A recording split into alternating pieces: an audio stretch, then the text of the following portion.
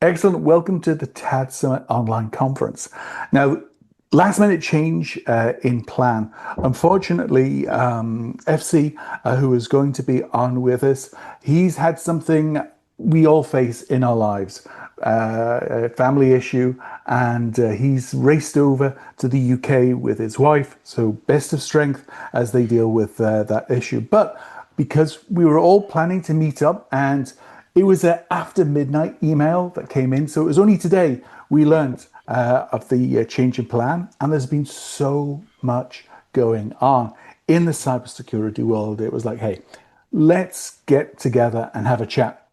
So we'll kick off with what I think is, and which was only published on the 4th of July. So this is still relatively hot off the press, was the SKT report, which is beautiful. It's open, it's honest, all the gory details are there. So what I thought we'd do is, Dmitry, if you could kick things off, give us a little bit of background, and then we'll just go from there because it raised so many questions from me as I sort of got into the details. Okay, sure. So, hi all. So, Alan, you decided to start with the hottest topic, right? Not the coolest one. Okay, with SK Telecom. So, just to set the stage, what was happening? If I recall it right, it was late April, right? Yeah. When the first news about SKT breach gone public. Yep, that's right. I think it was April 2022 when SKT officially confirmed that they have the major breach. Some subscribers' data is leaked. There was some kind of the press conference with the CEO and the rest of the top management. Apologies. And this was pretty much the moment when local regulator introduced some kind of the joint public and private investigation group in order to actually get to the roots of the incident and understand what the hell was happening. And just like recently, last week, I think on Friday, the Ministry of ICT and Telecommunications, I guess, they published the report, the long one in Korean, of course. Thank God for Google Translate. Yes, exactly. So much better than it used to be. Totally. Yeah, true. So they issued this report, and this was quite interesting, right? Because they said that basically the compromisation has happened like back in 2021. Yes. And already in 2022, there was some kind of red flags because there was some kind of accidental system reboots, which unfortunately gone unnoticed. Nobody ever raised an alarm and never communicated this incident to the regulator as they were supposed to do. Correct. Or even internally, because one of the things that amazed me as I was reading the report is all the finger pointing between work and IT. It's like, well, we did, it's from the IT side. It's like, we didn't think it was that much. And the network side, well, it's not in our process. And so, but you're both security. But anyway, sorry. Security. I think the situation was quite usual, by the way, for telecoms because they have the big network department and they have network operation center. And these guys, they're absolutely in charge with everything related to the availability, uptime, 5 nines, 6 nines, all that we expect from the network to deliver, right? Yes. And then we have the security operations team, usually more or less in charge of the enterprise part of the assets. And they're less in power, let's say, to introduce security monitoring, security controls, some kind of the checks, penetration testing into the telecom domain. So I'm not surprised that they were finger pointing like it's your area of responsibility or mine, because usually it's like it's no one's in terms of like everybody wants to get the budget, but nobody would like to take the responsibility for what's happening then. Exactly. And what happened 2021, 2022, and then slowly but steadily we get into 2025 when the major breach has happened. Finally, this allegedly APT group, as usual, they were able to actually exfiltrate a huge amount of information related to the subscribers, probably the entire HSS database, including the key materials and all the rest of the stuff you need to do the clones of the SIM cards. And this is what we have at the moment. So, quite interesting case. And the numbers, within the report, they were talking about 600 billion revenue loss. I mean, even since when was it? April 2025, we've seen You're the talking number. Korean wons, I believe, right? Oh, is it? Billion. Was it? Oh, million. Sorry, million. Yes, yes. Sorry. Yeah, Yeah. yeah. So it was 600 Because in million. USD, it like they changed the forecast for 2025, and it goes down like by 500 million at least. That's right. So That's this is right. Oh, directly yeah. associated with the cost of this year plus maybe additional investment. Yeah. Well, and that's the key. Now, after the effect, they were talking about something like 500 million being invested going forward in terms of security, which, yeah, I mean, Yeah, at yeah. least that it's in the right direction. But again, and you hit the nail on the head. Within a telco, the network is everything. It's where the revenue comes from. It's where the differentiation. It's security, availability, performance. So they call the shots and they dominate the budget spend. But it makes it very hard for the IT side to raise adequate budget. And it wasn't clear in the report how they're going to solve it, but I'm interested from your perspective, Dmitry, given all the work you do with telcos, what do you think is likely in terms of how they're going to enable security to be treated as something that's across the organizations, not just, well, it's a network thing or it's an IT thing or Well, I'm not sure that it was in the report, maybe somewhere in the news that they're planning actually to split this investment over the next 5 years, yes, and they're actually looking to double the size of the security team. So this is primary one, Whatever happens, you allocate the budget and you hire twice as many people as you have in order to, let's say, to have some patches maybe applied.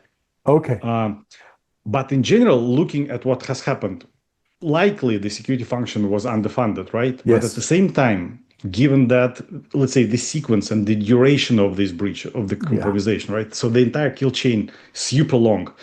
It shows us that it's not only the how to say it, the resource issue, but likely also the process issue. Because yes, once again, it's not highlighted in the report itself, but I've seen many times during the cyber drills or this kind of the exercises when you have all the accountability areas, all the yes, plans, procedures on the paper, they're in place, but they're only partially implemented across the teams. And you have some exactly. specific gaps.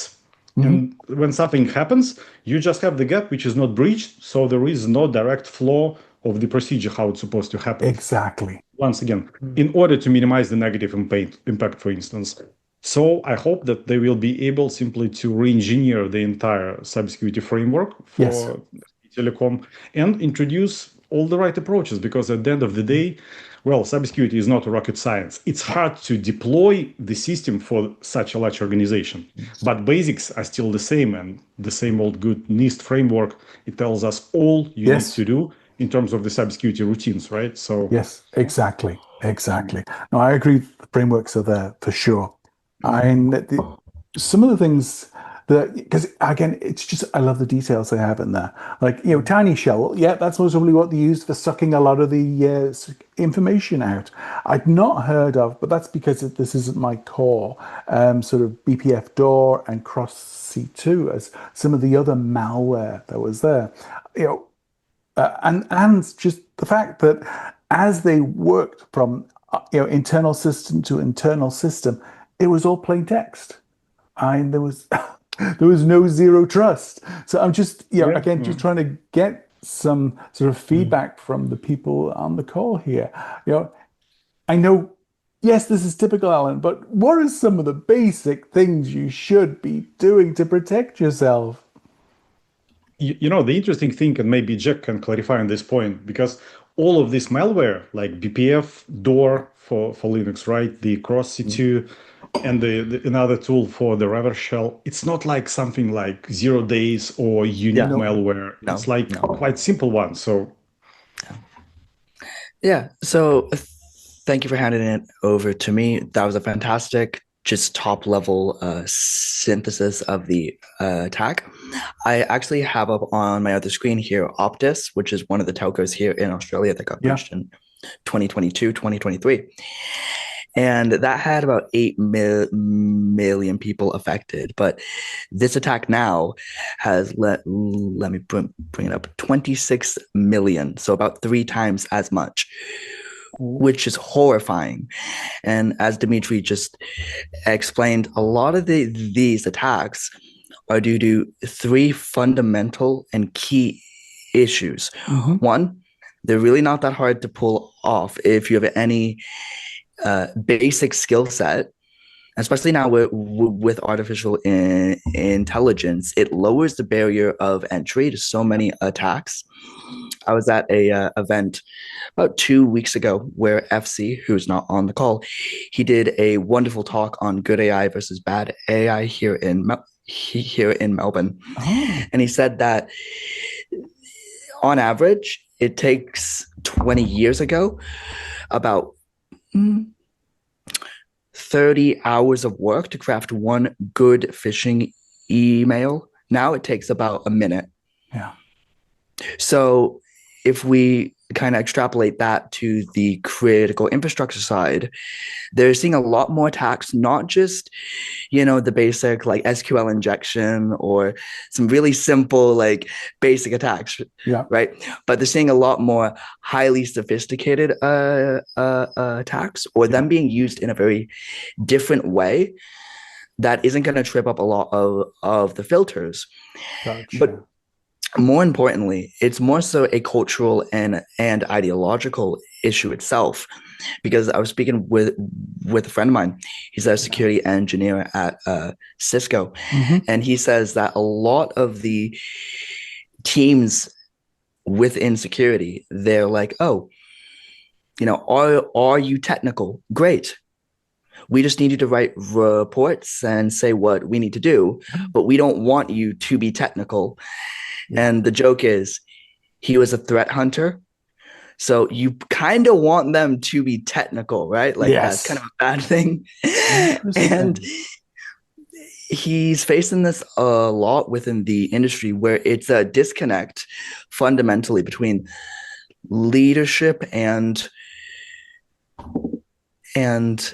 people on the ground, because inherently you cannot quantify the ROI of a data breach till after it's happened. Yes. So it's kind of like the issue of Humpty Dumpty, where we're all trying to protect him from falling, but he's going to fall. The issue is, how do we minimize the damage afterwards? That's what we need to figure out, versus trying to cradle him to fall, right? Yep, understood. And then the last extremely key point is, honestly, a lot of companies don't have basic respect for our adversaries. They treat them as, they're just another cybercrime group. They're not going to do any damage, or they just want some data. It's fundamentally a lack of respect for both the customer. And, I hate to admit this, but cybersecurity is a cost center, and in the business world, because one of the questions on a good panel was why don't we just zero trust every single thing? And this was a CISO of a $200 million startup. He literally said, we don't need to see it. We don't need to hear it. It's not my problem. Wow. And I'm like, society is doomed. $200 million startup is an oxymoron for starters, but you bring up a lot of good points, specifically related to culture. And I apologize, I'm having internet connection issues. I would have been very interested to hear FC, and I understand you can't make it, his perspective as a primarily physical pen tester. Because the challenge that I think that we kind of gloss over is, we'll spend $1 million on tools and software to protect an organization, but we won't install an alarm. We won't install motion detectors. We won't do badges. We won't, follow other basic things. And it's so much of a cultural issue that it's not a big surprise to me if I go into an organization and the CISO doesn't want to meet with me or the COO doesn't want to meet with me, and it's great for me because I get up and leave because I'm not staying. Because if there's not a cultural mandate from the top for security, it's gonna fail. You're gonna waste a lot of time. They're gonna waste money. They're gonna get breached, and then they're gonna blame me. Yeah. So what's the point of doing that? But the other thing is that we talk a lot about, okay, we have to, have a firewall and we need SASE and zero trust and everything like that. That's great. You can zero trust all you want, but when Dave finds he won World Cup tickets or thinks he wins World Cup tickets, he's clicking the link every single bloody time. Yeah. I have a friend of mine that was doing a security awareness presentation. When it was over, he was hanging out with some of the people and talking about, some of the topics he discussed. And someone came in and goes, "We've been hit." Somebody clicked on a link right after a security awareness presentation. Yes. Yeah. We know the target vector is email. Yeah. That's where, and rather than address the vector, we address the endpoint, which is the user, and say, okay, we need to teach this user not to click email links. That's a Sisyphean task. You're going to keep doing that forever. Sisyphus was the guy that rolled the ball up the hill and just kept rolling down. Yeah. We either need a better technology that's filtering emails and maybe pulling out every single link. There's an idea. I can imagine that would be really hard to build. But until you have that culture, you're going to continue to hear about these things. And you're also going to see more and more issues where you're like, well, that was dumb. Why did they just do A, B, and C? Gotcha. Because everyone should. It's frustrating, but yes, there is an opportunity, and I'm glad that organizations are taking steps for security awareness. Because at this point, I don't know what else you can do other than try to instill a culture of security, unless you're in a regulated environment. And even then, doesn't necessarily mean that you're going to follow the regulations. Yep, absolutely.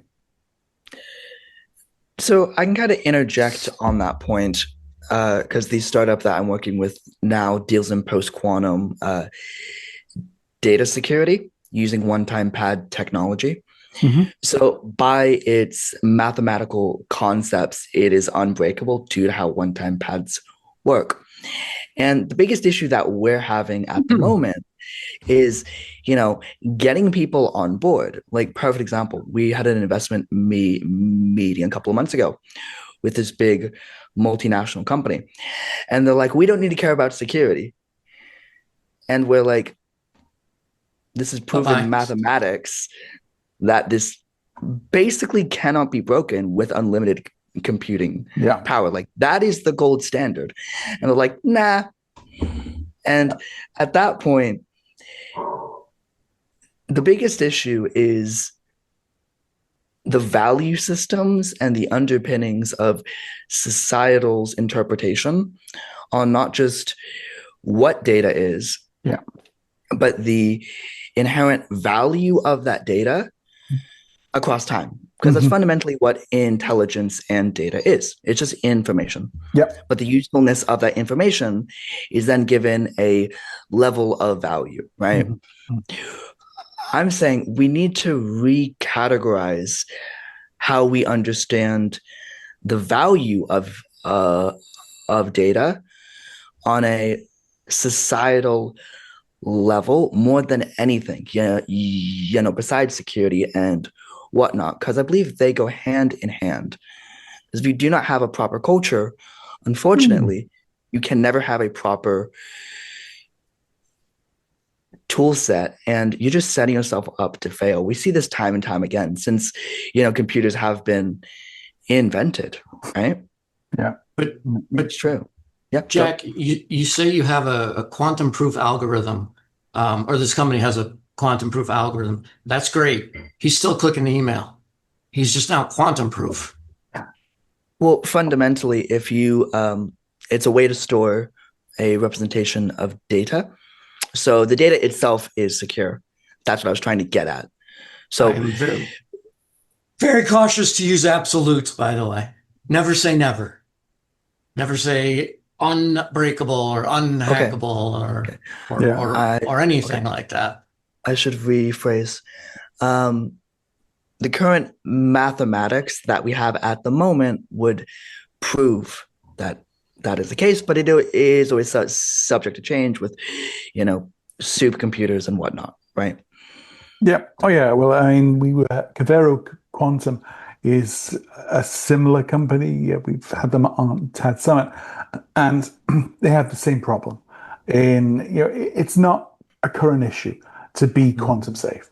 And it's, from their perspective, what they try to do is to be a little bit better than, currently what's used in terms of encryption. And their view is, as the market evolves, we'll start to see, for example, telcos say we're quantum safe. Now, that's, saying, yes, on our pipes, you can't get access to them.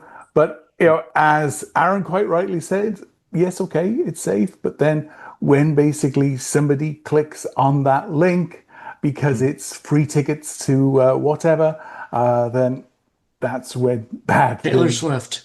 yeah, absolutely. In fact, we've got coming up in a next week, I think, is Enrico, who does training around voice AI. So it's teaching people, when you're hearing and you think it's this, or you get these sort of requests, you get these human requests because it's all human factors. And as you said, it's culture. It's being, always a little bit suspicious. It's like, okay, and what are the processes we have to protect? And especially with, customer service agents, it's not giving them training, because if PowerPoint PowerPoint fails in terms of doing security training, AI will replace them all. You want to train somebody, have them fail. Yeah. Because once you've failed, it's like, shit. You then realize, and that's the best training you give. So they use voice AI for training agents. You don't know there's training happening. It's just there's another call. They're making these requests. Oh, they've got this issue. Okay, well, I can help you out because we want to help. It's a customer. Yeah. But then it opens up the door to a whole host of issues. So it is a complex cultural thing, and it's lots of band-aids, both from a transport perspective and from a human perspective. I'm seeing coming together. That's right. And probably even more simple tools would save from the SKT telecom breach, right? Yes, absolutely. This is exactly what Aaron called, never say, let's say, the best, the unbreakable, bulletproof, because specifically, I think in telecom industry, we fail too often with this perception versus reality, right?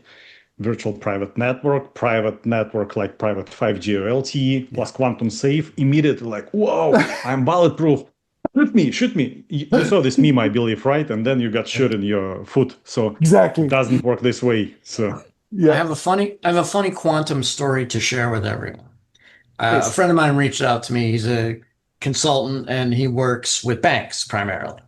He doesn't break into them, but he doesn't physically break into them. But he's a security consultant, and he recently was responding to an RFP, and he called me up and he's telling me the backstory. And he says to me, he goes, they want me to test them against quantum attacks. And I go, that's kind of weird. Why? And he goes, they want to know, is our security an adequate defense against a quantum attack? I go, that's easy. No. There you go. Put no, ask for your money and leave. Because that's the reality. No, you're not. But the one thing I think Jack brought this up, is the pipes. It's the pipes. You can have the coolest computer in the world. You still got to go over the TCP IP stack. Yeah. You're still going to have to deal with a firewall. Does your quantum solution bypass IDS, IPS firewalls? Unfortunately, I'm not at liberty because it is a proprietary I'm system at play. But what I can say, if it's all good, it's a holistic solution to that issue. It's not just one thing. It's one thing. It's like an onion. There's multiple vectors that it covers. than just that. But I will 100% concede that yes, if Deborah from accounting wants to click on the Taylor Swift link or whatever, then the human is always going to be the weakness. Yeah. Right. Absolutely. Yeah. Can I add, Jack, not only click, Please. but if someone will call that person, and I will introduce myself like a system administrator, right? And she must change her password from 12345 ABC to strong password. She will do that. Yeah. And then I will have full access immediately. Yeah. Yeah.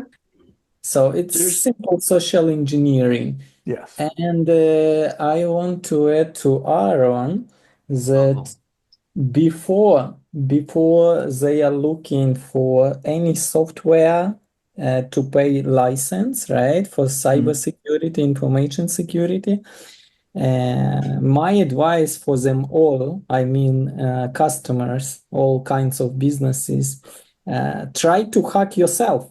Yeah. Hack software, hack your system, do this social engineering with all your employees, send them phishing SMSs, send them phishing emails, call them and introduce it. You are like a board member, stakeholder, C-level, ask them to share confidential data, right? That they signed the NDA, and you will see. Yeah. I saw a lot of examples. It's super easy to hack via social engineer. You don't need any tools. You just need internet connection, maybe unknown phone number that it's easy to buy for $1 online, and that's it. You can even use stolen identity. You can use it. International passport, you can change now with this AI. It's funny, but you can change your video. You can show another person instead of you, replace you. And they already did it with some fintech, with some payment system, with international banks. Yeah. They will do. What you're talking about, this is these North Korean employees, right? Yes, working yes. on remote as developers, and then well, not only North Korean, by the way, with Chinese also. Yeah. This is how it's called just nowadays. So it's like they just catched someone in Italy, in Milano, Sol Typhoon. Did you saw it? In Italy, in Milano, member of Sol Typhoon. Wow. This is Chinese spy. Yep. Collected some interesting information in Italy, but introduced himself like a simple tourist traveling in Italy, Milano. No. So we will see more hacks, especially in telcos. I also want to share with you some insights. So if you work inside any carrier, aggregator, SMS hub, reseller, you can call that tier 1 or even MNO, MVNO, mobile operator in wholesale. Also, you work with some enterprise customers. You have your own platform, CPaaS, communication platform as a service. From old school, they used SMPP connectivity. Also, they use as HTTP, HTTPS, and SS7. SS7 is the most interesting part. It's necessary to use additional technical infrastructure, and we already discussed on our previous podcast about it.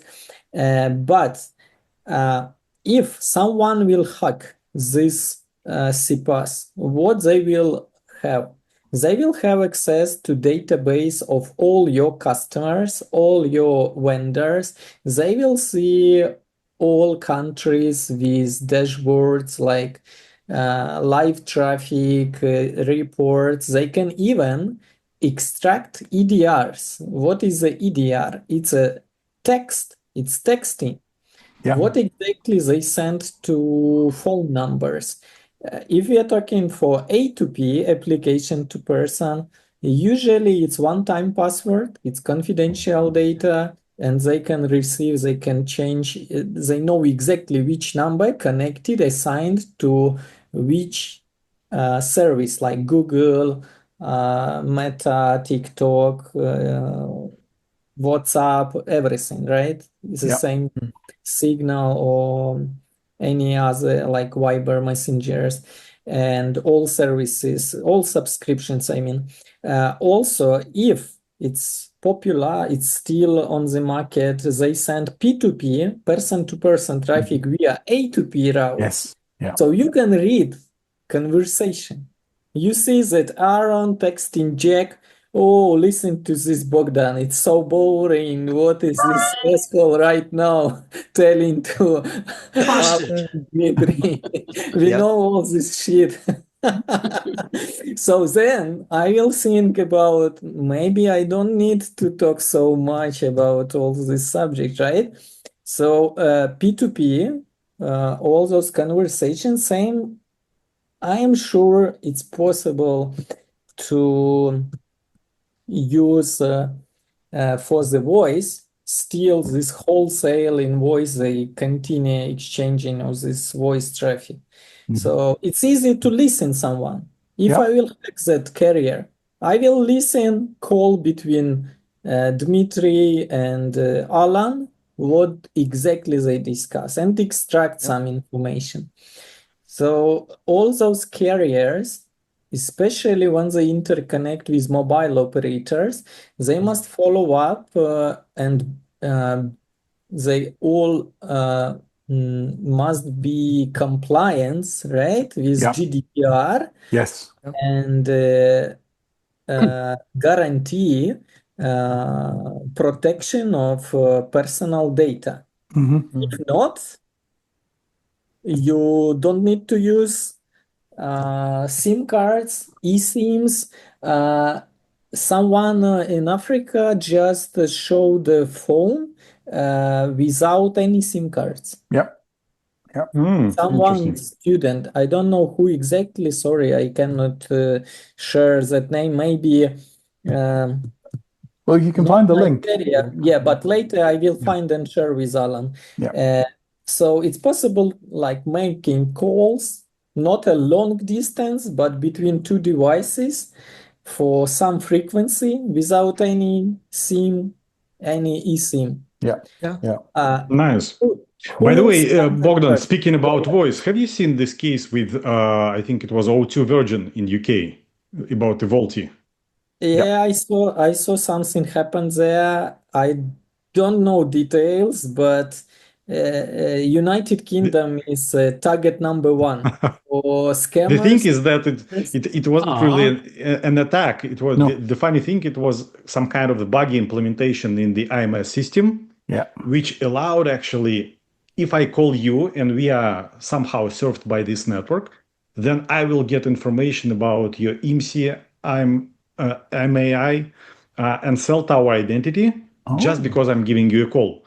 So once again, you mentioned the GDPR and all that stuff. The network was basically disclosing by default the information of the... So you are sending kind of a command distantly, and that device replied to that command. Same you can do with SMS. Every device... Exactly, it's like a black box with some commands. If you send in SMS that command, and your device will react immediately and send like, okay, this is Samsung S25 with Android, or it's a LG, Motorola, everything. They will know EMI, all details. And then you can do with the device what you want. Exactly. But we don't keep logs. Don't keep logs. I know. Jack knows much more about logs, especially, I guess, in Telegram and something interesting with those groups in Telegram, cyber groups, what they sell and how it's easy to use. Pills don't work, I'm telling you. I mean, just kidding. But unfortunately, we're coming up on time, so we need to sort of start wrapping this up. But from my perspective, what we see with SKT, first of all, there's budget figures on how much you need to be spending. I think for me, one of the things that came through is security is a board level issue. Unless it's treated as a board level issue, it doesn't receive the funding. I think that hopefully we'll see a few less chief transformation officers and a lot more chief security officers in putting in the processes, the testing, the culture, because I think that came through as something that you have to address the people, processes, and technology to start to scratch the surface. And one of the things that I think came from the points you were making, Jack, is treating the antagonists with respect. Yes. You can't treat the hacks, stuff they're coming in with, lightly at all.